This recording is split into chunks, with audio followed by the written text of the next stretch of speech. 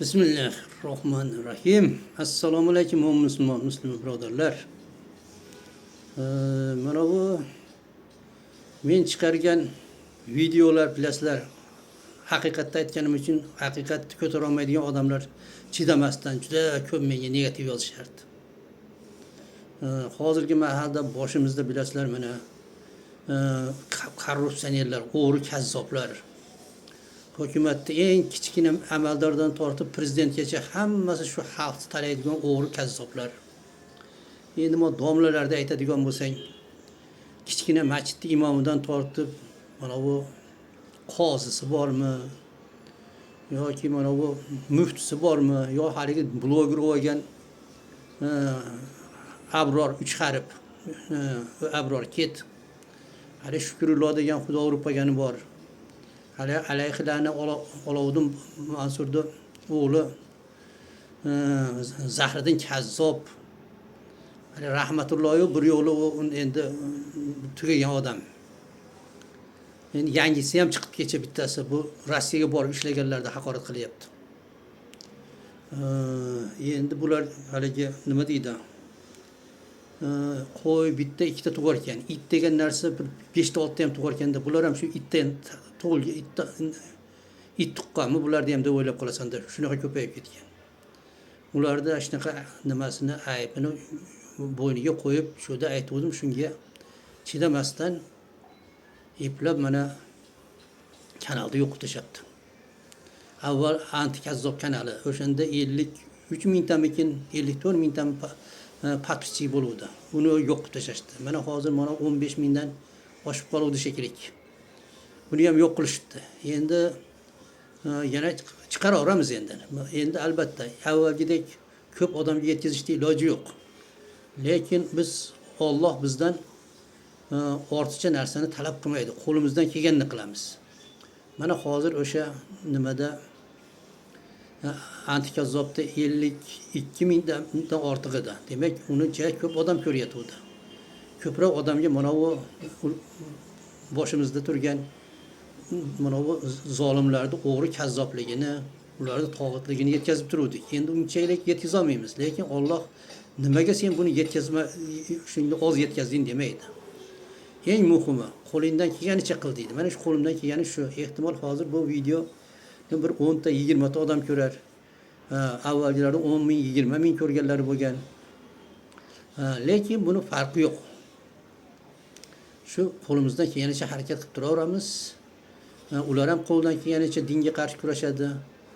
Biz ham ularni mana shu dinga qarshi qilayotgan jinoyatlarini ochib berib turamiz. Bu kurash qiyomatgacha davom etadi. Haq bilan nohaq o'rtasida to'xtovsiz jang bo'ladi. Hozirgi mahalda ko'rdinglar, qiyomat nimada bu hadisda ham aytilgan. Shunday vaqt keladiki, bu yolg'onchilar rost deb nima deydi? Rostgo'y deb hisoblashadi. Rost gapirganda bo'lsa, bu yolg'onchi deydigan zamon keladi degan. Mana keldi. Boshimizda bir adolatli podshoh turishdi, o'rniga eng katta o'g'ri. Misol uchun qaysi respublika bo'lsa, uni farqi yo'q. O'zbekiston, Qirg'iziston, Tojikiston, Turkmaniston, Qozog'iston, Rossiya, Amerika bosh qilmaydimi? O'sha yerda turganlar hammasi o'sha boshda eng katta o'g'ri prezident tursa, undan keyin premyer ministr va shunaqa bo'lib ketaverib, eng bir kichik amaldor ham shu kambag'alni, yetim yesirni haqini urib qolib, shu bilan boyishyapti. Shuning uchun ko'ryapsizlar. Mana bu nimada do'zax bilan jannatni bir-biriga solishtiradi-da. Do'zaxda juda azob, jannatda juda rohat. Hozir bu dunyoda o'sha bu dunyoni jannat deb o'ylashyapti. O'zlarining qurgan mana serxasham qasrlarini. Bu qasrlar tuproqdan bo'lgan, yana tuproqqa aylanib ketishini o'ylashmayapti. O'shalarda quraman deb mana xalqni rosa talayapti, ko'ryapsizlar. Bizni mana xoin deyshadi. Vatan va bu vatan xoinlari mana Xitoyga sotib oldi-yu hamma yo'qda. Va bu yoqqa Yahudga mana yordam berib, unga mislarni yetkazib beryapti. Bu elchixonasi o'shada, ulardan nima kerak bo'lsa shuni beryapti.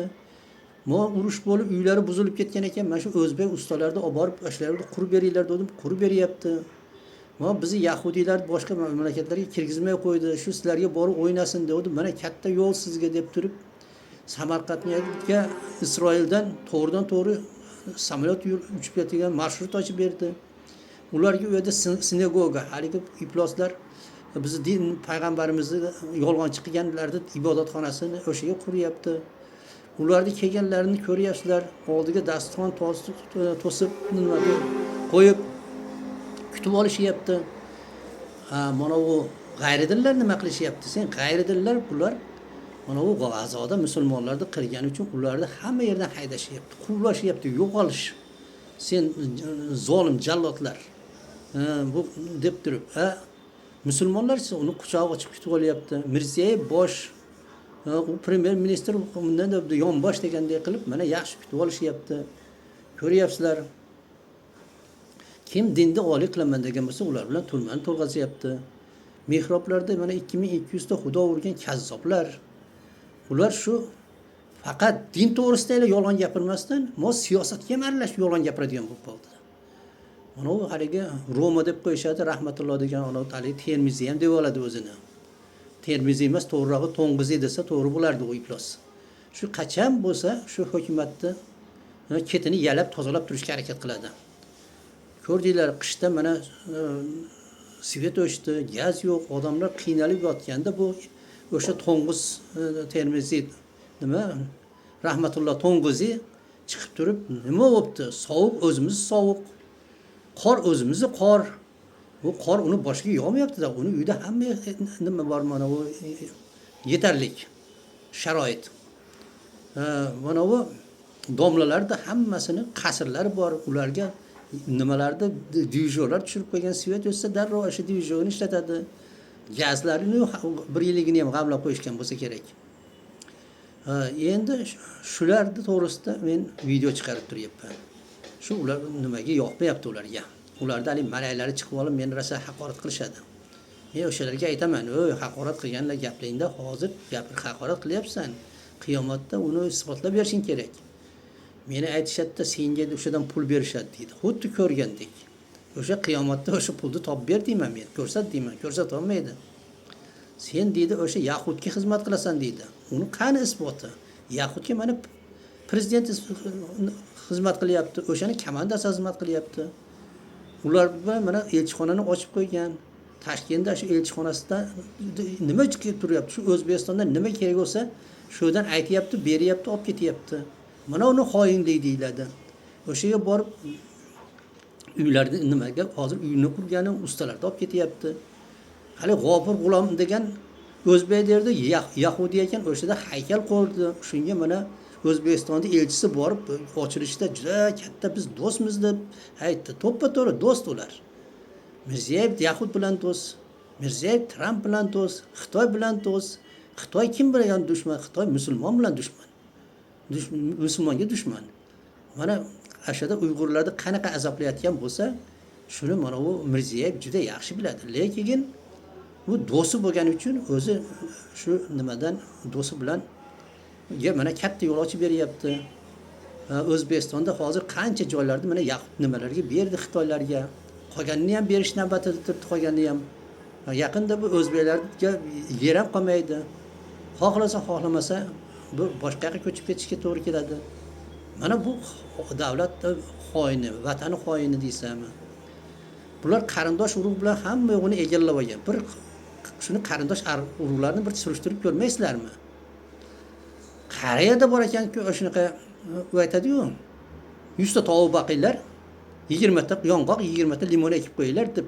O'shalardan birorta shu prezident emas, birta kichikroq amaldorda ham qarindosh urug'i yo'q. Hammasi o'sha haligi kana bosgan qo'yga o'xshab turib, tasavvur qilingki bir O'zbekiston qo'y bo'lsa-yu, uni o'sha kanalar so'rayapti. O'sha prezident qarindosh urug'lari, ministrlardagi, boshqa amaldorlardagi shu bilan mana O'zbekiston mana 70 milliard dollarga yaqin qarz olibdi. Endi Amerikaga 100 milliard dollar beraman deb mana bu tovuq boqar Dayus endi xotinini ham olib borib o'sha o'ptirib yurganda endi nimaga endi u yoqqa ham olib borib o'ptiradimi yo'qmi bilmadim, lekin 100 milliard dollar ketar ekan. U qayerdan keladi u? O'zimizda O'zbekistonda qarzi shuncha turgan bo'lsa, yana qarz oladi, qarz olib u yoqqa beradi. Ha, keyin uni aytadi, mana bu qarzni berayotganinglarga mana shu shotga tushirasizlar deb o'zini shotini ko'rsatib qo'yadi. Ana endi O'zbekiston nima bo'ldi? O'zbek nima bo'ldi? Qirg'iziston nima bo'ldi? Qirg'iz nima bo'ldi? Qozog'iston nima? Qozog'iston bularni bilan prezidentlarda hech qanaqa tashvishi yo'q. Undan kichik amaldorlarda ham yo'q. Hammasi shu chet eldan pasportlarni olishgan. Mana o'shalarda keyin bemalol yashaydi. Mana Karimov bitta qizi qo'lga tushib qoluvdi, qamoqda o'tiribdi. Ikkinchisi qochib olib mana Amerikaga borib mazza qilib yashayapti. O'shaga bitta itxona ochibdi, ko'chada och itlar qiynalib qolmasin deb turib itxona ochibdi. Mana o'zbeklarda mana och qolayotgani sababi o'sha it, ularda rizqini o'sha itga yediryapti. O'zi bosib olgan, yemaydiganini ham bosib olgan. Mana Qur'onda ham aytilganda, shunday vaqt keladi, insonlar yemaydigan narsasini to'playdi, o'tirmaydigan uylarni quradi. Mana shu ahvol bo'lyapti. Endi shularni men yetkazib turibman. Shu narsa bularga yoqmayapti. Shuning uchun mana nima qilishyapti? To'xtovsiz harakat qilishyapti. Mana 2 marta yoptishdi, mana 2 marta. Ungacha bir necha marta hali kodni buzib kirib, shu yo'q qilamiz deyotganda bilib qolib saqlab qolganmiz. Bu safar endi nima o'sha yahudlarga qaraydi-da, nima ham YouTube. O'shalarga shikoyat qilib mana yo'q qilib tashabdi. Yo'q, Xudo xohlasa yana bor qilamiz. Shunga sizlar mana bu nima qilinglar? Menga aytadi, like bosinglar, kommentariy yozinglar desa, sen undan pul oladi deydi. Yo'q, menga pul kelmaydi. Bunga men o'zimdan ko'ra, yeganimdan ko'ra ko'proq shu telefon, shu videoga ko'proq xarajat ketadi. Shuni odamlarga yetkazay deb shu harakat qilyapman, shunaqa xarajat qilyapman. Ular meni ashada senga nima beradi? Ba'zi birlar aytadi, sen uni pulga sotilgan deysiz, ba'zilari senga yuvinisini beradi deydi. O'shalar bilan mana sizlar ham ko'rganlar, guvoh bo'lasizlar birga o'shada nimada qiyomatda o'shalarda ular nima qiladi? Isbotlab ber deyman. O'shanda isbotlab bera olmaydi. O'sha yolg'onchilik qo'liga 2 ta bug'doy berar ekan-da. Nimada? Qiyomatda. Ikkovini bir-biriga bayladi ekan, tugun qilib. Buni baylashda iloji yo'q. Bular ham o'sha aytgan gaplarni isbotlashda iloji yo'q. Sababi bu narsa bo'lmagan, to'ymat qilgan. Mana o'sha mahalga bu yaqin, qiyomat yaqin. Qiyomat juda yaqin. Qiyomat qachon desa, sen o'lgan kuning sening uchun qiyomat degan. Mana hozirgi mahalda yosh bu qari demay to'xtovsiz o'lib turibdi. Qabristonga borib ko'rsanglar, go'daylardan tortib bu qarilargacha bor, lekin qarilar oz, yoshlar o'da ko'proqligini ko'rib olasiz. Menga aytishadi, bir oyog'ing go'rdi deydi. O'zlari o'ylab ko'rmaydi. Bu o'lim yosh tanlamaydi. Yosh kasal tanlamaydi. Lekin ular nima deb qo'yadi? Haligi qalampir rosa achishadigan joyga meni qalampirim kirgandan keyin chiyillab borishyapti-da. Chiyillashyapti. Chiyillagani hali bu tomon hali qiyomatda javob berishni o'ylamayapti. Endi men shu qo'limdan kelganicha yetkazib turaman. Mana unga endi asha iloji bo'lsa, shunaqa o'zganlik Muhammad Sodiqni yopib tashabdi, yangi chiqaribdi, u yerda hech kim bilmaydi. Ko'rganlar darrov qo'ni-qo'shnigami, asha birodarlarga yetkazib qo'ysalar, shu ko'proq odamga tarqasa, ko'proq odamga mana shu musofir bo'lib yurib, uyimizda muhojir bo'lib chiqib ketdik, shuni yetkazaylik deb shunchalik qiynalganimizga hech bo'lmasa odamlarga yetib qolsin. Shunga yordaminglar, o'sha like bosish, kommentariy yozish, shu bir-biringlarga nima deb qo'yadi, uzatib qo'yish saylar yaxshi bo'lar ekan. Shunga agar savob keraklar, harakat qilinglar. Xo'pti, birodarlar, bundan keyin ham kuzatib boringlar. Bundan keyin ham tez-tez chiqishga harakat qilib turaman. Assalomu alaykum va rahmatullohi va barakatuh.